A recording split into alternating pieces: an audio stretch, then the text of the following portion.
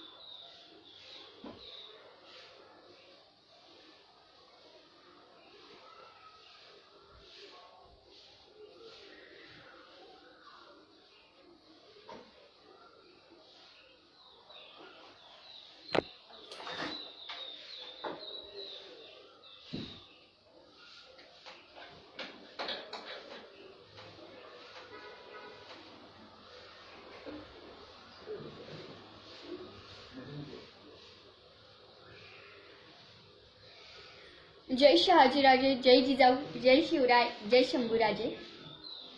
मी सुचेता जयश्री विजयकुमार भिसे आज गडकिल्ले संवर्धन प्रतिष्ठान महाराष्ट्र राज्य या फेसबुक पेजच्या माध्यमातून तुम्हा सर्वांसमोर विषय मांडत आहे, प्रवास हिंदवी स्वराज्याचा. माझा आवाज क्लिअर येतोय का ते कमेंट करून कळवा, जेणेकरून लाईव्ह स्टार्ट करता येईल.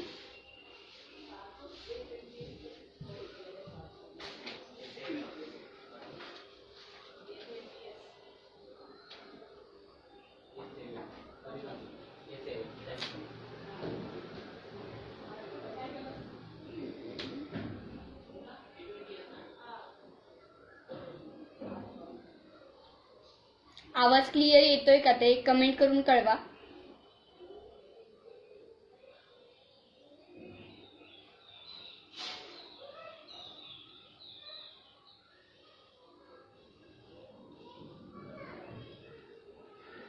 सर्वप्रथम इथं जमलेल्या सर्वांना शिवराज्याभिषेक दिनाच्या हार्दिक हार्दिक शुभेच्छा.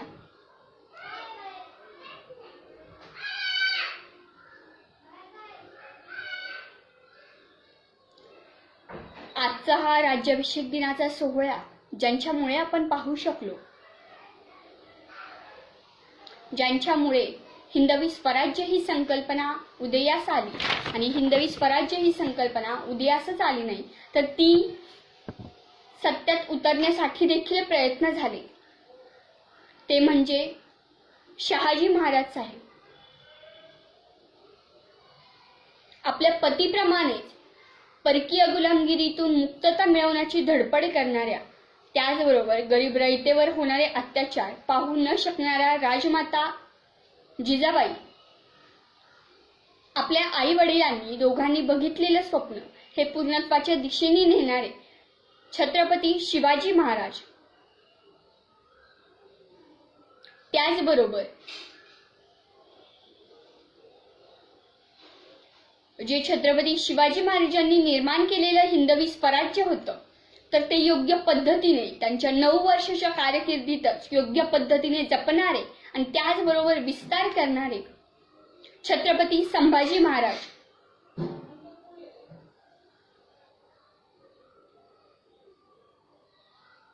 त्याचबरोबर हिंदवी स्वराज्याच्या कामी प्रसंगी बलिदान देणारे तर प्रसंगी युक्तिवादाने गोष्ट सोडवणारे, युद्ध करणारे सर्व मावळे आणि हिंदवी स्वराज्याचा सर्वात मोठा आधारस्तंभ असणारे, आपल्या या महाराष्ट्राची धनदौलत अस्मिता असणारे गडकोट, या सर्वांना मानाचा मुजरा करते आणि आजच्या या लाईव्ह सेशनला सुरुवात करते.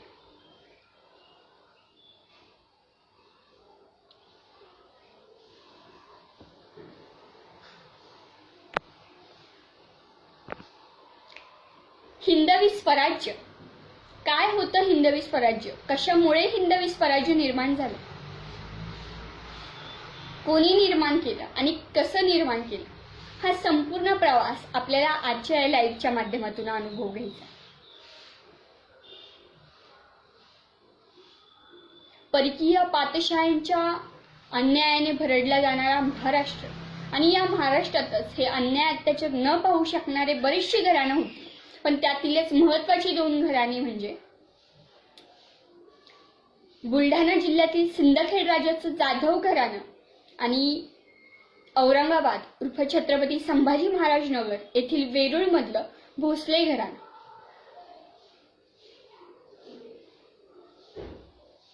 या जाधव घराण्यातील जिजाऊ त्याचबरोबर भोसले घराण्यातील शहाजीराजे यांचा विवाह झाला.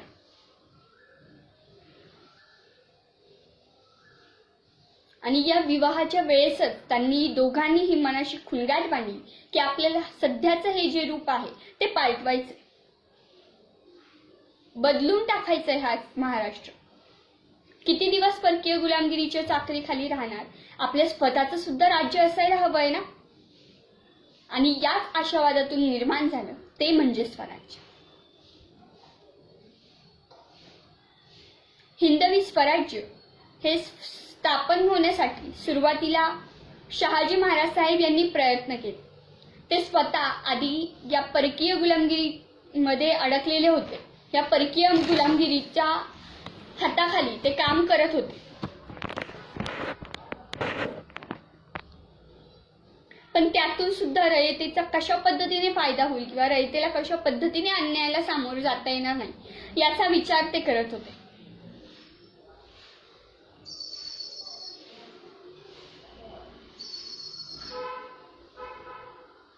आणि त्यामुळे त्यांना हिंदवी स्वराज्य निर्माण करताना कुठल्याही जास्त अडचणी रयतेकडून मिळाल्या नाहीत.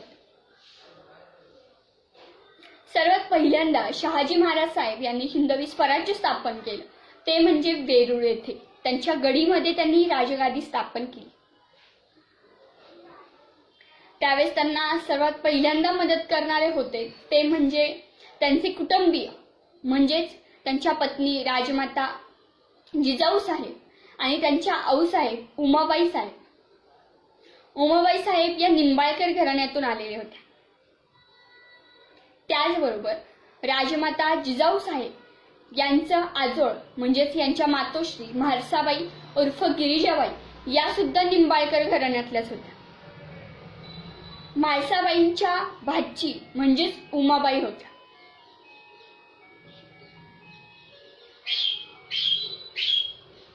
तसं पाहायला गेलं तर महाराष्ट्राच्या इतिहासातील ही तिन्ही घराणे कर्तबगार घराणी होती. रयतेसाठी राज्य करणारे, रयतेसाठी कारभार चालवणारी ही तिन्ही घराणी होती.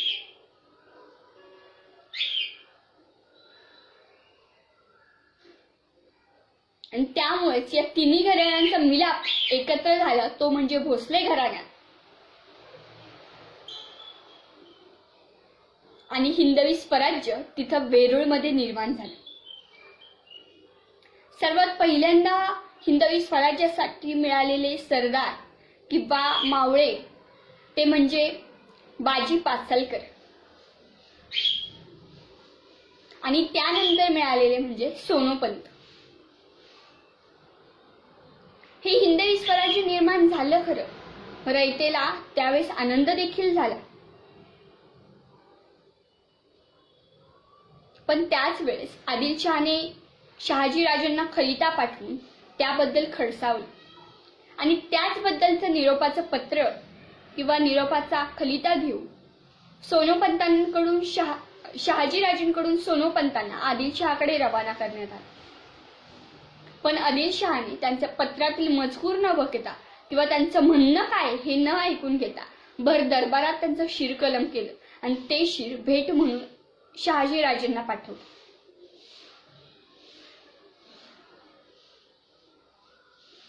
शहाजीराजांना ते शिर बघून स्वराज्य कुठंतरी ढासळत चालले असं वाटू लागलं होतं.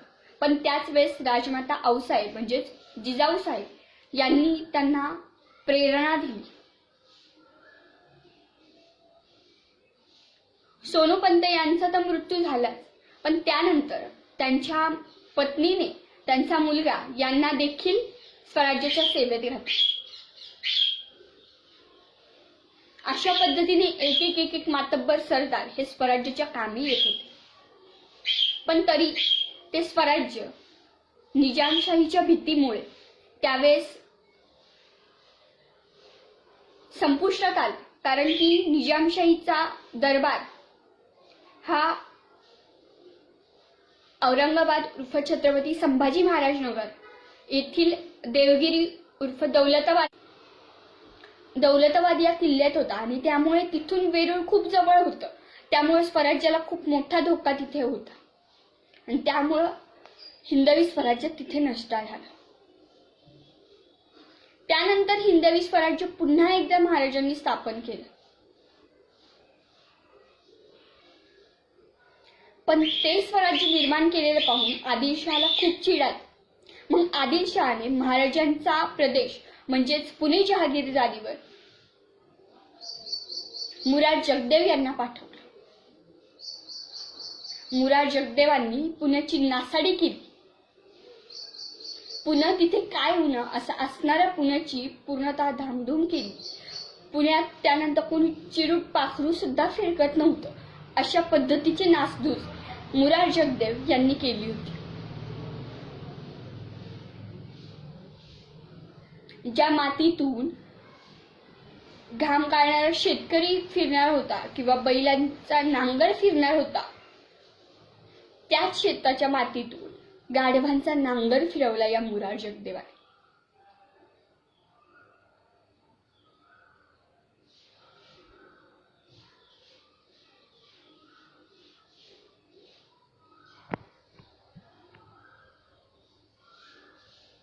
आणि हा नांगर फिरवल्यामुळे शहाजी महाराज चिंतित आले. पण तसं पाहायला गेलं तर मुराद जगदेव हे बऱ्याचशा पद्धतीने शहाजी महाराजांच्या बाजूने होते. पण आदिलशहाच्या चाकरीत असल्यामुळे त्यांना तिकडचे आदेश मानणं हे कर्तव्य होतं त्यांचं. पण तशा पद्धतीत देखील बऱ्याचशा पद्धतीने ते मदत हे शहाजी राजेंना करत होते. रुस्तम खान आणि रणदुल्ला खान यांच्या मदतीने ते प्रत्येक पद्धतीची मदत शहाजी राजेंना करत होते. हिंदवी स्वराज्याचा कारभार योग्य पद्धतीने चालू देखील होता. आणि अशातच हिंदवी स्वराज्याचा कारभार कसा चाललाय, हिंदवी स्वराज्यातील रयत सुखी आहे का, हे बघण्यासाठी जिजाऊ आणि शहाजीराजे वेषांतर करून गावागावात फिरत होते. त्यावेळेस त्यांना आलेला अनुभव खूप चांगला होता. रयत सुखी होती, रयत राजाचं नाव घेत होती. आणि त्यामुळे शहाजीराजे सुद्धा भरून पावत होते की आपण केलेलं काम कुठेतरी चीज पावते.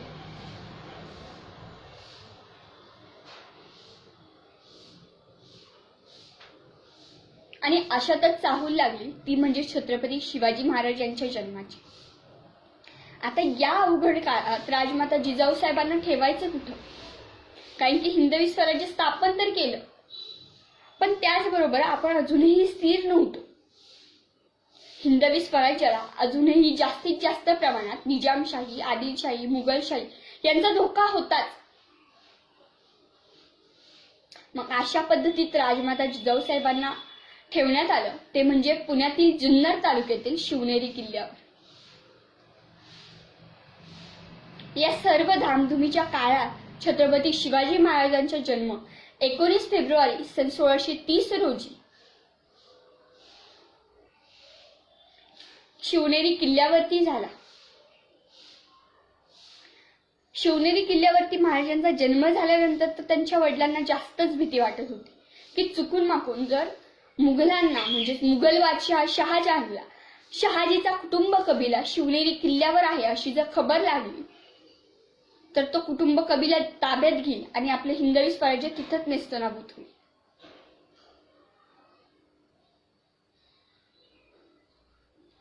आणि या भीतीने शहाजीराजेंनी शहाजहान जो दख्खनमध्ये येणार होता तर त्याच्या विरुद्ध शह देण्यासाठी विजापूरच्या आदिलशहाची आणि त्याचबरोबर देवगिरीच्या निजामशाहीची मदत घेतली. हे दोघंही मदत करायला तयार झाले, कारण की शहाजहान खुद्द दख्खनेत येतोय म्हणजे त्यांच्या सत्तांवर देखील हस्तक्षेप होणार होता.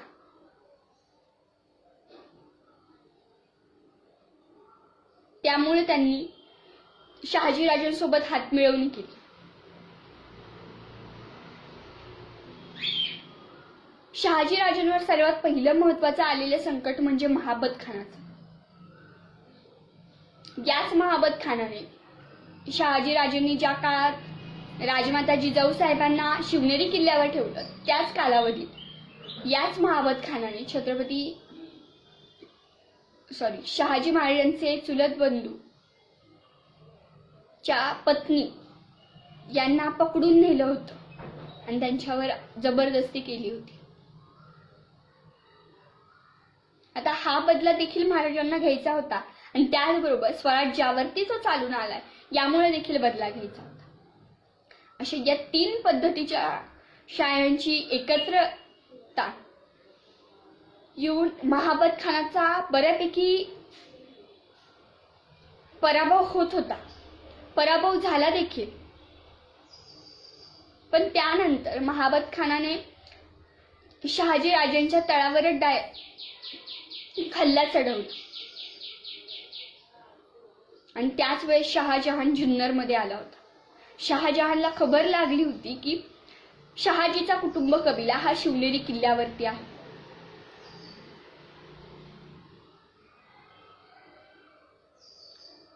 महाबत खानाने शहाजीराजांच्या तळावरती हल्ला केला. तो हल्ला परतून लावण्यासाठी निजामशाही पुढे आली. पुढच्या बाजूने आदिलशाहीने हल्ला केला, मागच्या बाजूने निजामशाहीने हल्ला केला. आदिलशाहीकडून महाबत खान हरला, पण मागे असणाऱ्या निजामशाहीकडून तो जिंकला. निजामशाही पराभूत झाली, निजामशाही तिथेच नष्ट पावली.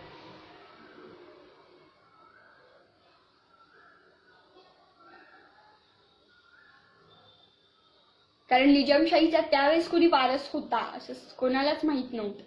आणि निजामशाहीचा बादशाह जो होता तो मरण पावला.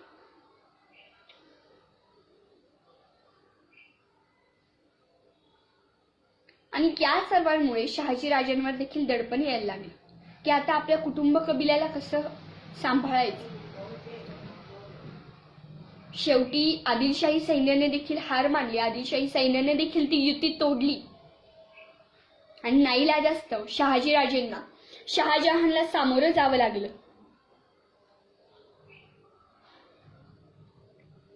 हिंदवी स्वराज्याचा बेत हा तिथंच हाणून पाडावा लागला.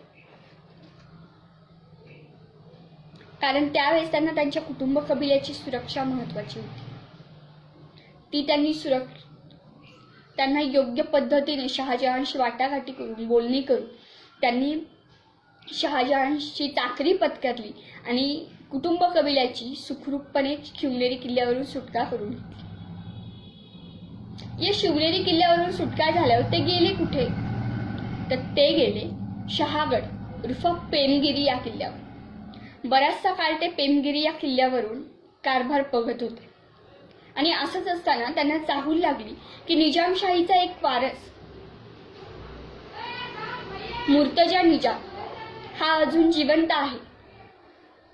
शहागडाच्या जवळच असणाऱ्या कुठल्या तरी एका किल्ल्याच्या पायथ्याशी त्याची आई त्याला वेश बदलून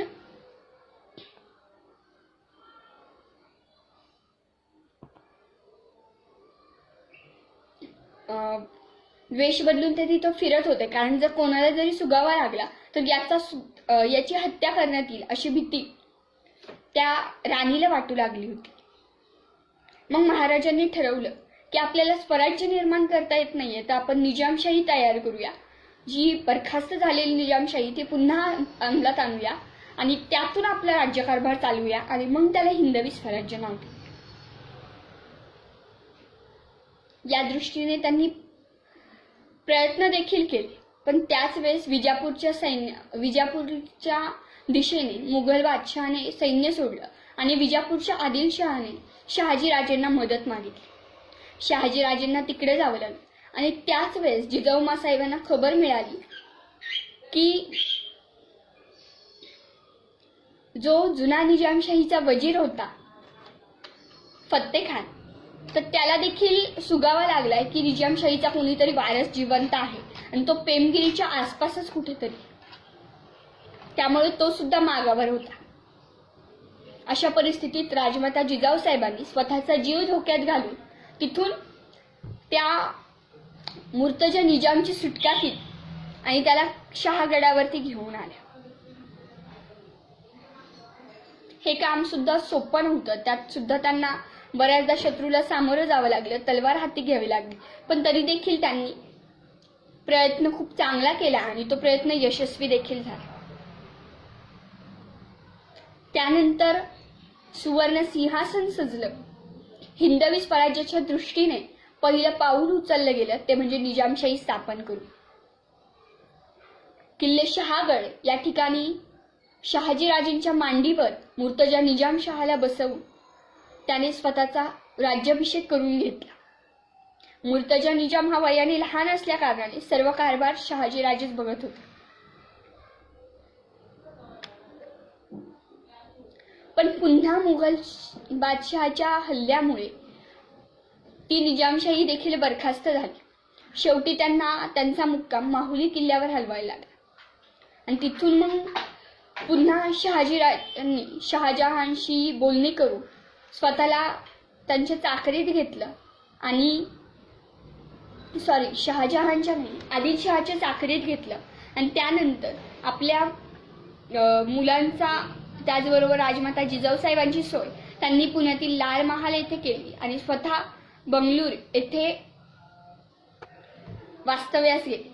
त्यानंतर काही वर्षांनी बंगलोर येथील सुव्यवस्था झाल्यानंतर राजमाता आऊसाहेब आणि शिवाजीराजे यांना देखील त्यांनी बंगळूरमध्ये बोलवून घेतलं.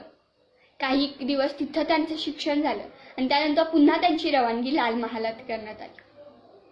त्यावेळेस पुणे जहागीरदारीची व्यवस्था दादाजी कोंडदेव हे बघत होते. हा कारभार ते सिंहगडावरून पाहत होते.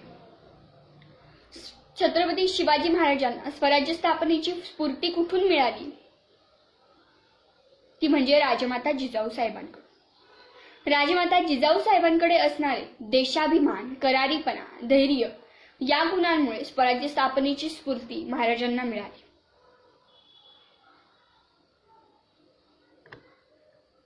एप्रिल 1645 मध्ये रायरेश्वरी महाराजांनी काही मुठभर मावळ्यांसोबत स्वराज्य स्थापनेची शपथ घेतली.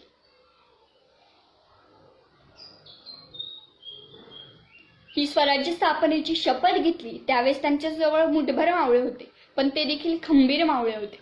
त्यांना एक एक मावळी येऊन मिळत होते. त्यातील महत्वाची मावळे म्हणजे कान्होजी जेधे, नेताजी पालकर, तानाजी मालुसरे, येसाजी कंक, बाजी पासलकर, बाजीप्रभू देशपांडे.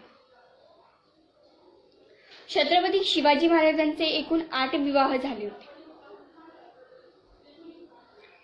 हे 8 विवाह होण्यामागचा हेतू असा की जे मराठी घराणे परकीय गुलामगिरीत विभागली गेली आहे तर ती एकत्र आणण्याचा प्रयत्न या विवाहाच्या माध्यमातून होणार होता.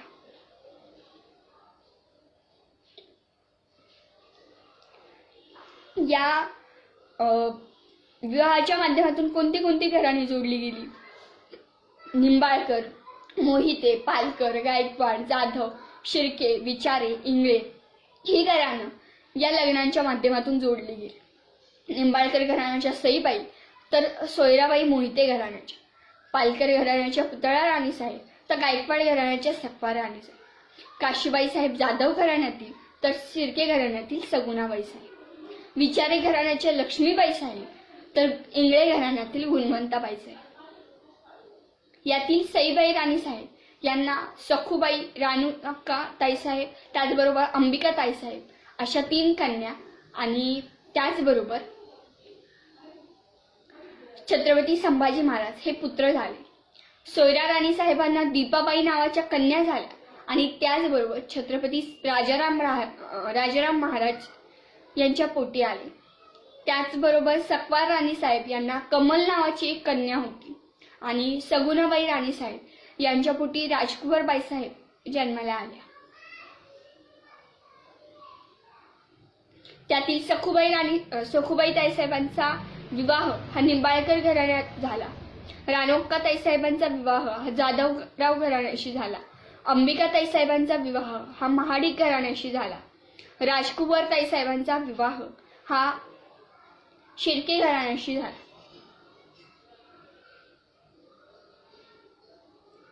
सुरुवातीला ज्यावेळेस शिवाजी महाराजांनी हिंदवी स्वराज्य स्थापनेची शपथ घेतली तर त्यावेळेस त्यांच्या हातात पुण्याचा प्रदेश होता की जो आदिलशहाने जहागिरी म्हणून शहाजीराजेंना दिलेला होता.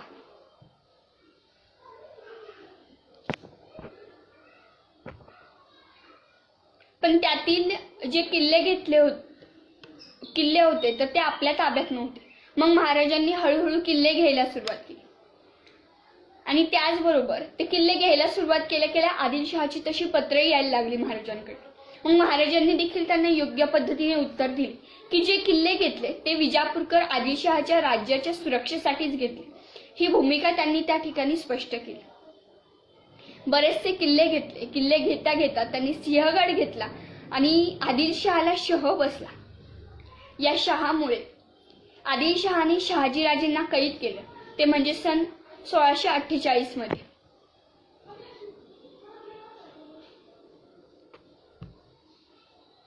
आणि त्याचबरोबर सरदार देखील पाठवले महाराजांवर हल्ला करण्यासाठी. पुरंदरची लढाई झाली, त्यात बाजी पासलकर यांना हुतात्म्य पत्करावं लागले.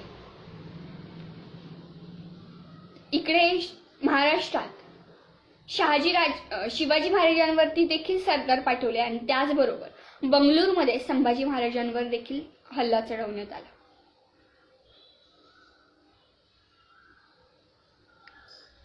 पण शेवटी किल्ला आदिलशाहीला परत देऊन शिवाजी महाराजांनी शहाजीराजेंची सुटका सन 1649 रोजी करून घेतली.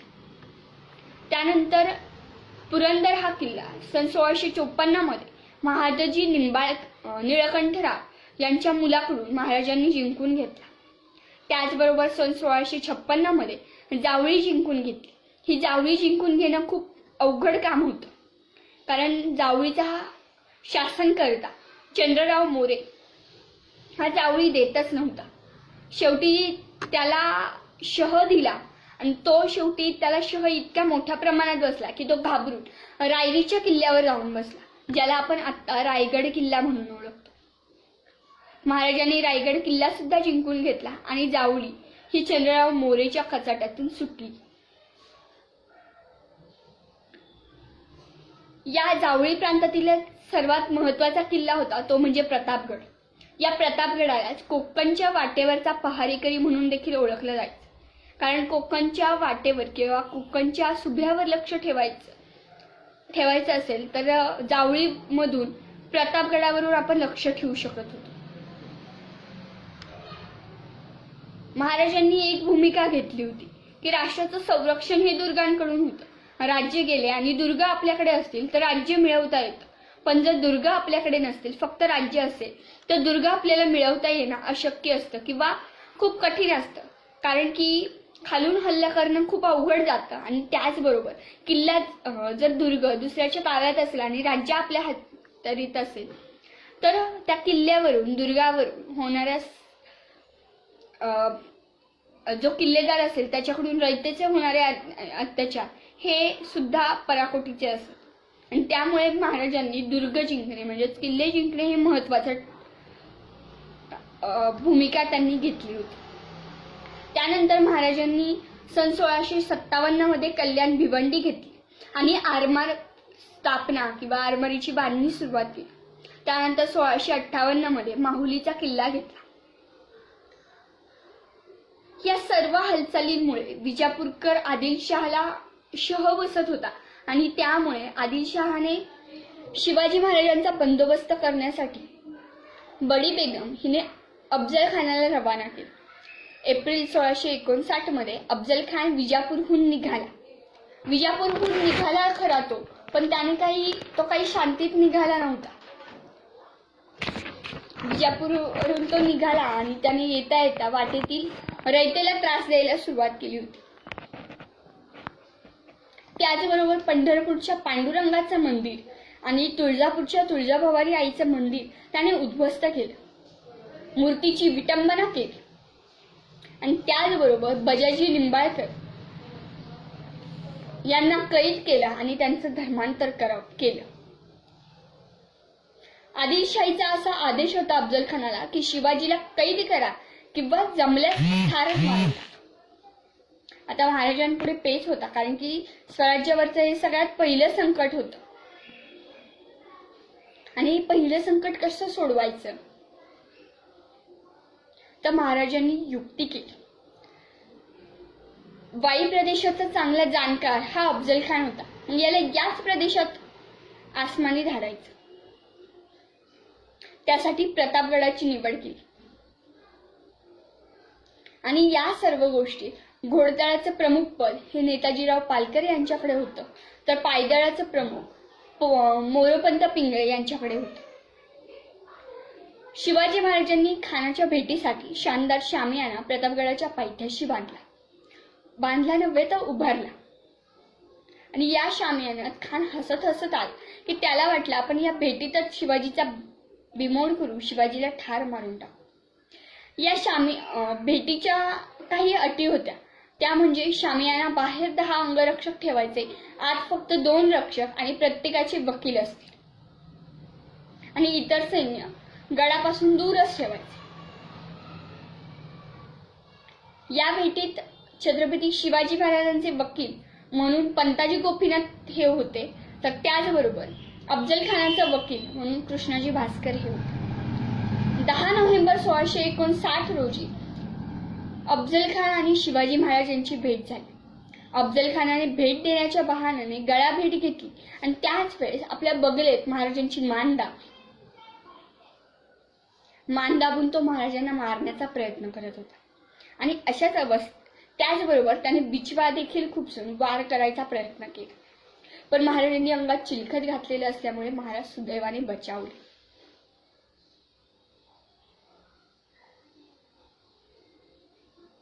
आणि अशातच महाराजांनी अफजल खानाच्या पोटात विचवा खुपसला आणि त्याचबरोबर आपल्या बोटात लपवलेल्या वाघनखांनी त्याचा कोथळाच बाहेर काढला. खान पडला आणि हे बघून सय्यद बंडा महाराजांवरती धावून आला तर त्याला जिवा महालाने त्याचा प्राण घेतला. आणि त्यामुळेच अशी म्हण रूढ झाली की होता जिवा म्हणून वाचला शिवा. खरे तर अफजल खानाचं संकट हे स्वराज्यावरती आलेलं सर्वात पहिलं संकट होतं. आणि त्याचबरोबर हे संकट ज्या पद्धतीने त्यांना बाहेरून संकटाचा सामना करायचा होता तर त्याचबरोबर त्यांना त्याच कालावधीत घरगुती संकट देखील होतं. 14 मे 1657 मध्ये छत्रपती संभाजी महाराजांचा सईबाई राणी साहेबांच्या पोटी पुरंदरावरती जन्म झाला. पण तेव्हापासूनच सईबाई राणी साहेबांची प्रकृती खालावली होती. आणि त्यामुळे त्याच कालावधीत म्हणजे अफजल खानाला भेटायच्या आधी 2 महिने 5 सप्टेंबर 1659 रोजी सईबाई राणी साहेबांचं राजगडच्या पायथ्याशी निधन झालं.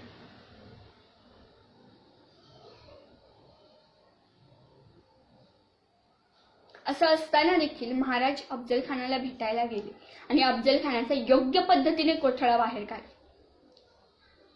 आणि त्याचबरोबर महाराजांनी या लढाईत संपत्ती सुद्धा भरपूर लुटली. याच लढाईत हंबीरराव मोहिते यांनी जवळपास 600 अफजल खानाचं सैन्य कापलं आणि त्यामुळेच त्यांना हंबीरराव हा किताब देण्यात आला होता. आणि त्याचबरोबर त्यांच्या तलवारीवर 6 चांदण्या कोरण्यात आल्या होत्या. त्यावेळेसची अशी पद्धत होती की कोणी जर एका लढाईत 100 मावळे सैन्य मारलं तर त्याच्या तलवारीवर 1 चांदणे कोरलं जायचं.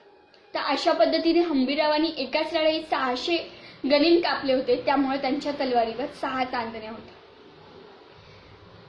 या संकटाच्या कालावधीत महाराजांनी दाखवलेले कोणते गुण महत्वाचे होते तर ते म्हणजे लष्करी डावपेच, सैन्याची हालचाल, व्यूहरचना, रणांगणातील अचूक निवड, प्रसंगावधान, धैर्य, सावधपणा, धाडस. हे संकट तर गेलं. आता यानंतर सन 1659 रोजी महाराजांनी पन्हाळा किल्ला ताब्यात घेतला. मग विजापूरकरांनी सिद्धी जोहरला कर्नूल प्रांताहून निरोप पाठवला आणि त्याला दख्खनेत पाठवलं म्हणजे आपल्या महाराष्ट्रावरती चाल करून पाठवलं. आणि त्याच वेळेस महाराजांना शह देण्यासाठी मोगलांकडून शाहिस्ते खान सन 1660 मध्ये औरंगाबादेत आला. दोन्हीकडून एकाच वेळेस महाराजांना कोंडीत पकडायचा प्रयत्न झाला. शाहिस्ते खान आला तर त्याने पुण्यात येताना पुण्याचा चाकणचा किल्ला म्हणजे संग्रामदुर्ग या किल्ल्याला वेढा दिला. पण तिथे देखील त्या किल्ल्याला देखील योग्य पद्धतीने निकराचा लढा फिरंगोजी नरसाळा या किल्लेदारांच्या प्रतिनिधित्वाने 3 महिने जवळपास तो किल्ला झुंजता ठेवला. पण शेवटी शाहिस्ते खानाच्या सैन्यापुढे महाराजांच्या सैन्याने हार मानली आणि तब्बल 3 महिन्यांनी हा किल्ला मुघलांच्या ताब्यात गेला. इकडे महाराष्ट्र पन्हाळ्याच्या वेढ्यात अडकले. गडावरची शिबंदी संपत आलेली आणि त्याचबरोबर राजगडावरून येणारी शिबंदी देखील गडावरती पोहोचायला मार्ग नव्हता कारण सिद्धी जोहरने अत्यंत कडक पद्धतीचा पहारा दिलेला होता. पावसाळ्यात हा पहारा थोडासा सही झाला होता पण तरी देखील शिबंदी ही गडावर पोहोचत नव्हती. मग याच्यातच महाराजांनी ठरवलं की गड सोडायचा कुठल्याही परिस्थितीत.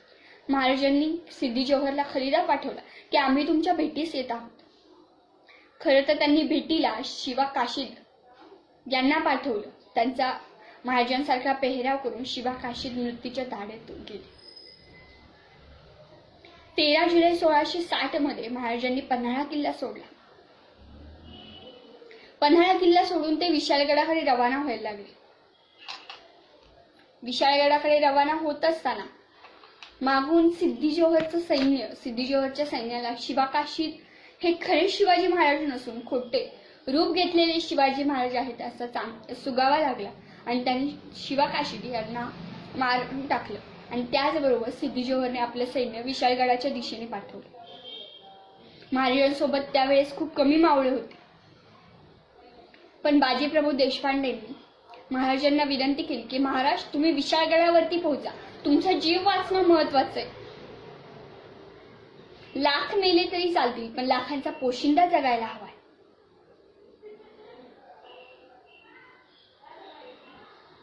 महाराज तुम्ही विशाळगडावरती जा. विशाळगडावरती पोहोचल्यावर तुम्ही तोफांचे 3 बार द्या, तोपर्यंत आम्ही गनिम इथे तोफवून धरतो. घोडखिंडीत रणसंग्राम चालू झाला. महाराज विशाळगडाकडे हळूहळू रवाना व्हायला लागले आणि तोच सिद्धी जोहरचं सैन्य त्या घोडखिंडीत आलं.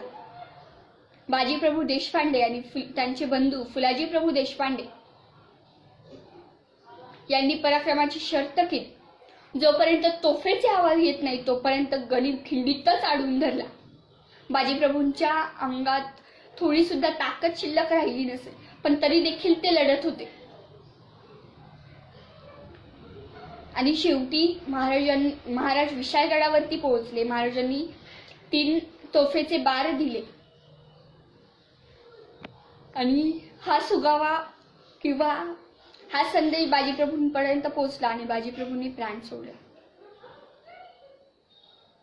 महाराज सुखरूपपणे विशाळगडावरती पोहोचले ते म्हणजे बाजीप्रभूंमुळे. यानंतर महाराजांनी शाहिस्तेखानावरती हल्ला केला लाल महालात. तर प्रत्येक प्रसंग जर डिटेलमध्ये तुमच्या समोर मांडायचा म्हणलं तर खूप वेळ जाईल आणि जास्त वेळ तुमचाही घेणं योग्य वाटत नाही आजच्या दिवशी. 5 एप्रिल 1663 मध्ये महाराजांनी शाहिस्तेखानावरती हल्ला चढवला. त्याआधी 1661 मध्ये महाराजांनी कार्तलब खानाची उंबरखिंडीत फजिती केली. 6 जानेवारी ते 9 जानेवारी 1664 मध्ये महाराजांनी इनायत खान प्रमुख असणाऱ्या सुरतेची लूट केली. सुरत हे त्या काळचं सर्वात संपन्न शहर मानलं जायचं. या सुरतेच्या लुटीत महाराजांनी जवळपास 1 कोटी संपत्ती गोळा केली होती. आणि याच नंतर काही दिवसांनी म्हणजेच 23 जानेवारी 1674 रोजी शिवाजी महाराजांचे वडील शहाजी महाराज साहेब यांचा मृत्यू झाला. यानंतर 1657 मध्ये सुरू केलेल्या कल्याण भिवंडी येथील आरमाराचा विस्तार महाराजांनी या सुरत लुटेतून आलेल्या खजिन्यातून सिंधुदुर्ग किल्ला बांधून केला. त्यानंतर पुरंदरचा तह झाला. 1665 मध्ये मिर्झा राजे जयसिंग पुण्यात आला. त्याने एप्रिल 1665 मध्ये रुद्रमाळ उर्फ वज्रगड हा पुरंदरचा जोड किल्ला ताब्यात घेतला. पण शेवटी महाराजांनी तह करायचं ठरवलं. 11 जून 1665 मध्ये पुरंदरचा तह झाला.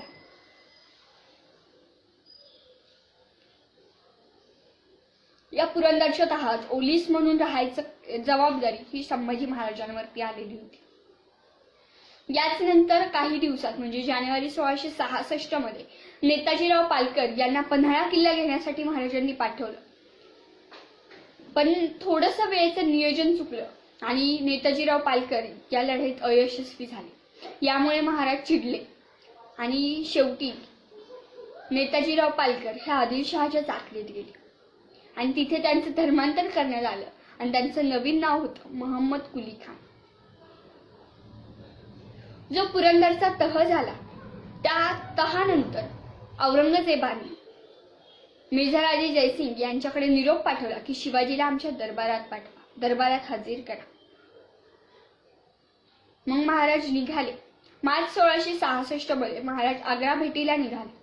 12 मे 1666 रोजी महाराज आग्र्यामध्ये पोहोचले. पण आग्र्यात देखील त्यांचा योग्य पद्धतीने मान सन्मान झाला नाही. त्यामुळे महाराज तिथेच कळाले आणि पुन्हा आपल्या मुक्कामाच्या ठिकाणी येऊन राहिले. पण महाराज तिथे त्याच्या दरबारात कळाले ही गोष्ट औरंगजेबाला आवडली नाही. त्यामुळे औरंगजेबाने महाराजांभोवतीचे असणारे पहारे वाढवले. पण तरी देखील महाराज युक्तिवाद करून तिथून निघून आले आणि 20 नोव्हेंबर 1666 मध्ये महाराज राजगड पोहोचले. हिंदवी स्वराज्याची पहिली राजधानी ही पुण्यातील राजगड किल्ला हा होता. त्यानंतर या आग्रा भेटीनंतर महाराजांनी अनेकशे लढाया केल्या, त्याचबरोबर बरेचशा मंदिरांचा जीर्णोद्धार केला. त्यातीलच एक म्हणजे 1668 साली गोव्यातील नार्वे येथील सप्तकोटीश्वराच्या मंदिराचा महाराजांनी जीर्णोद्धार केला. त्यानंतर एप्रिल 1669 साली महाराजांनी पहिल्यांदा जंजिऱ्याला वेढा दिला. पण जंजिरा किल्ला जर महाराजांनी जिंकला तर समुद्रावरती महाराजांचं अस्तित्व निर्माण होईल, अंमल बसेल आणि या भीतीने आदिलशाही, मुघलशाही, पोर्तुगीज हे सर्वजण सिद्धीला मदत करत होते.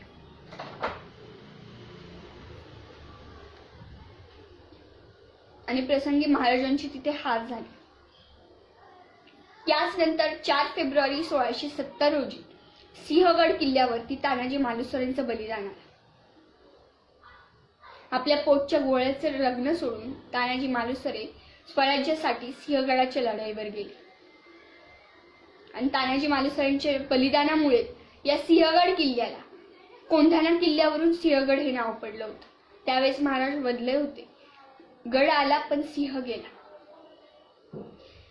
या सिंहगडाच्या लढाईनंतर महाराजांनी सुरतेवरती पुन्हा एकदा छापा घातला आणि त्यात जवळपास 50 लाखाची लूट महाराजांनी केली. त्यानंतर सुरतेवरून आल्यानंतर मुघल बहादूर खान हा स्वराज्यावरती चालून आला. 1671 मध्ये साल्लेर या किल्ल्याला वेढा दिला. नाशिकमधील साल्लेर हा किल्ला सर्वात उंच किल्ला, महाराष्ट्रातील उंचीने सर्वात पहिला किल्ला हा साल्लेर किल्ला होता. आणि या किल्ल्यावरती हल्ला बहादूर खानाने केला. त्यावेळेस हा हल्ला परतून लावण्याचं काम सुयाजीराव काकडे यांनी केलं. सुयाजीराव काकडे यांना या लढाईत वीरमरण आलं. त्यांची समाधी साल्लेर या किल्ल्यावरतीच आहे. या समाधीवरती चंद्रतारे कोरलेले आहेत, चंद्रसूर्य तारे कोरलेले आहेत, की ज्याचा अर्थ असा होतो की जोपर्यंत चंद्र सूर्य तारे आहेत तोपर्यंत सूर्यजीराव काकडे यांचं बलिदान संपूर्ण राष्ट्राला माहिती असेल किंवा ज्ञात असेल. सूर्यजीराव काकडे यांचं बलिदान महाराष्ट्र विसरणार नाही. या पराभवानंतर बहादूर खानाने भीमा नदी काठी म्हणजेच अहमदनगरमध्ये श्रीगोंद्याच्या जवळ पेडगाव येथे बहादूरगड बांधला होता.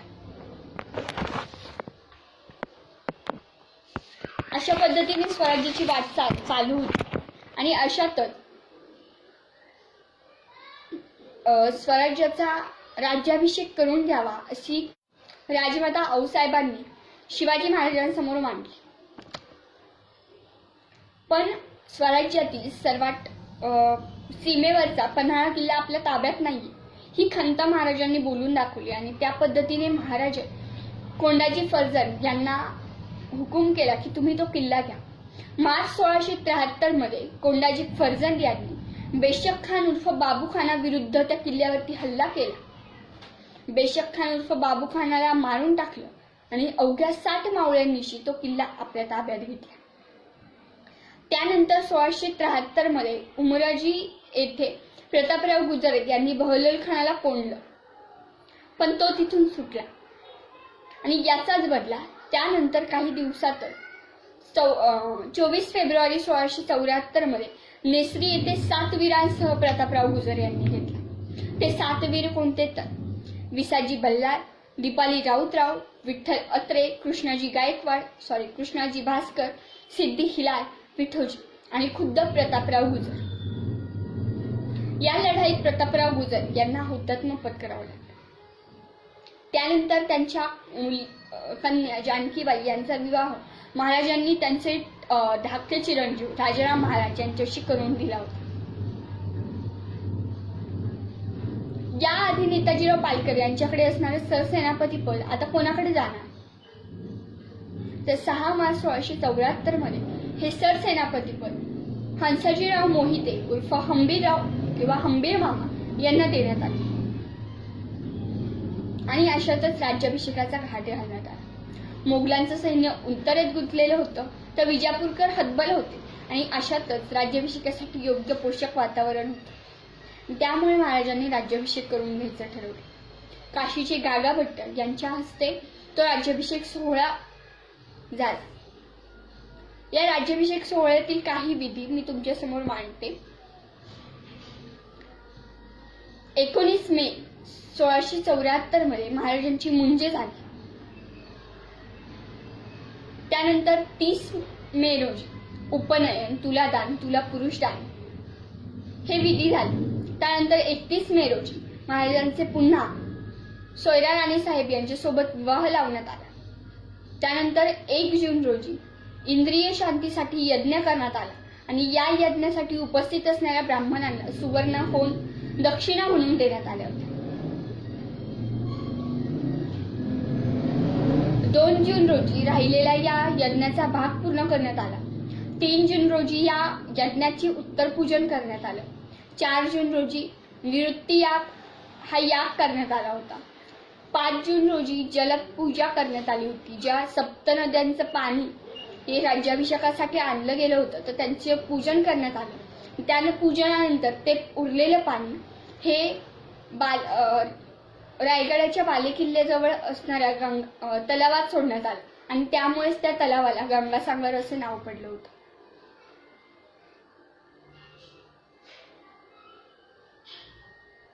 5 जूनच्या सायंकाळपासूनच राज्याभिषेक विधींना सुरुवात झाली होती.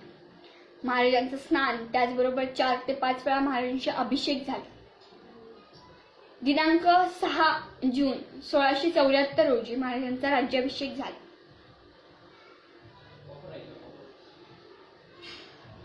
पहाटेच महाराजांचा राज्याभिषेक झाला. महाराज सिंहासनावरती बसले. रयतेचा राजा सिंहासनावरती बसला.